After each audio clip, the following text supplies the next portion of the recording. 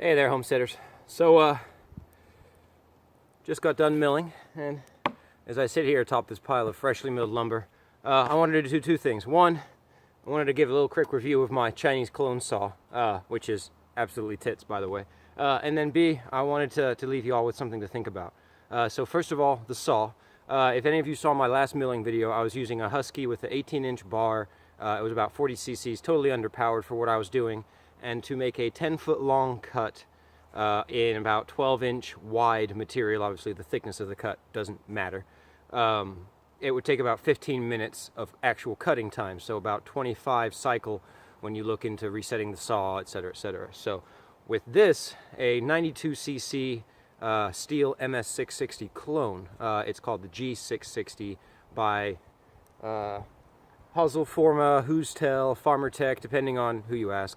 And it's 92 cc, so it's triple the power of my last saw, and it cuts in about triple the time.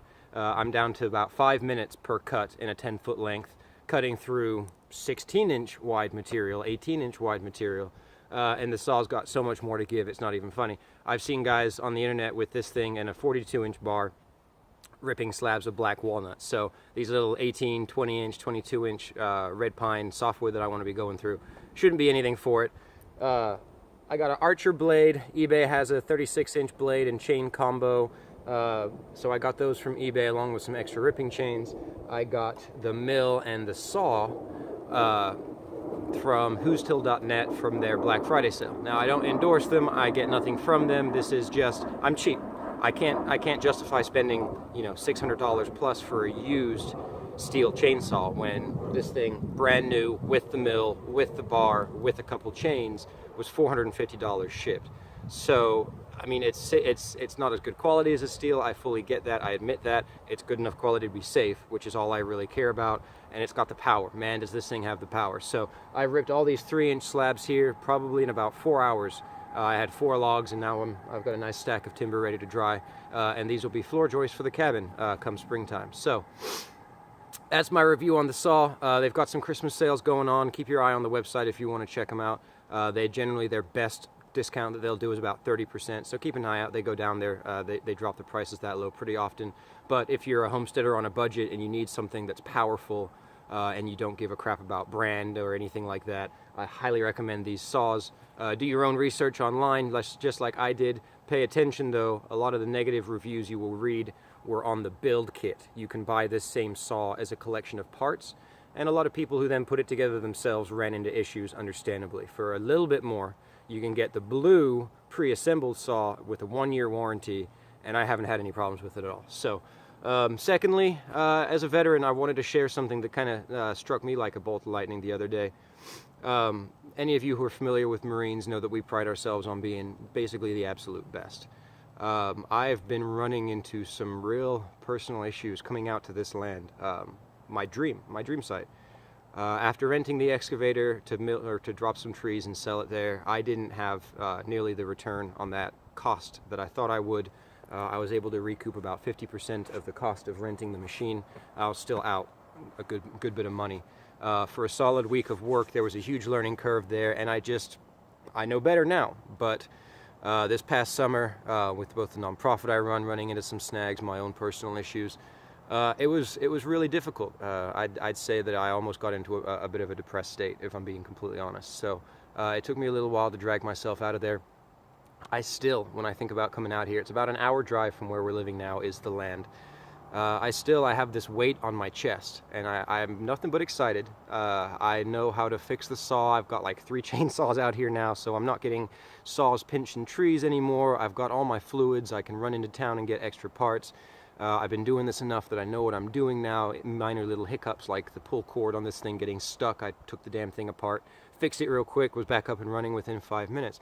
I have no more reason to really be so hesitant to come out here other than the residual feelings that I have in myself. So if anyone else is ever struggling with that issue, especially for us homesteaders, I mean, I'm literally, I sit here on a pile of wood and I talk about myself as a homesteader, but I'm going to be breaking this ground myself. I'm in the process of buying a tractor.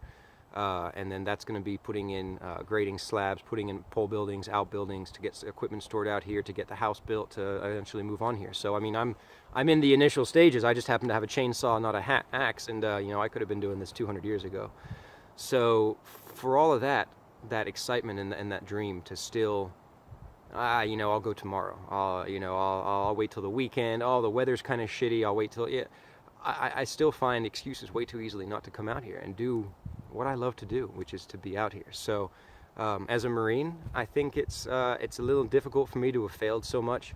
As a group, we tend to be held to one of the higher standards of the military. By all means, feel free to argue with me. If you're an Air Force guy, though, don't bother. But no, you know, our training is the hardest, our training is the longest, all of our standards are just so much higher, and that's provable. But this absolute top level of execution and top level of operation that Marines live with just becomes the day-to-day norm. And so now only exceedingly great feats are even considered noteworthy, because, oh yeah, you supported X amount of people, you know, you were on a deployment and you managed to do this, etc., etc. Good job. You were just doing your job. When you go above and beyond that, that's when you really start to, you know, get any kind of credit. But to the normal person, going above and beyond such a high standard already is damn near into the heroic level of action. So failing is almost, failing is something that the Marine Corps does not let you even acknowledge as a possibility. It's not. And I hadn't failed, really, until about a couple years ago when I came up here and I really started trying to do this for myself. I got out of the Corps. I landed with a pretty good job for the fire department. I moved up here. I was able to get into the construction trades pretty easily.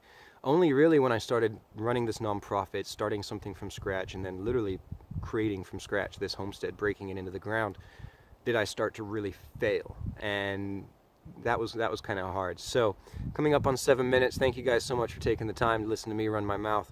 I guess I'll leave you with this. If you're ever feeling like you're failing, and you're feeling like you can't do anything right, and you're feeling like, why bother? Keep going. You're either going to figure out a solution to the immediate problem that you think is huge and crushing you to death probably isn't, or you'll just let it go, move on. You know, oh, I can't quite fix this building. Okay, rip the damn thing down and build another one. I can't get this piece of equipment to start. Find a way to come up with some money and actually pay someone to fix it. Find a way around your problem, but do not let your problem stop you. If you can't afford to fix the tractor and you don't know how to fix the tractor, you don't have any friends who can fix the tractor for free, set the tractor aside. It may suck. Find a way to do whatever you needed to do anyway. Find a way to get that money together and get that tractor fixed. But don't sit there and just let everything come to a grinding halt because you yourself don't know how to fix a tractor, and right now you don't have the funds to pay someone to do it. That's not an option. Failure should never be an option. It should always be, okay, I hit this wall. Do I need to go around the wall? Do I need to go over the wall? Do I need to dig under the wall? Or do I need to call a couple buddies and blow the fuck through the wall? Pardon my French. And really, this Marine, that's about the best advice I can give you, really, truly, is don't ever let your problems stop you. Keep working. You can do it.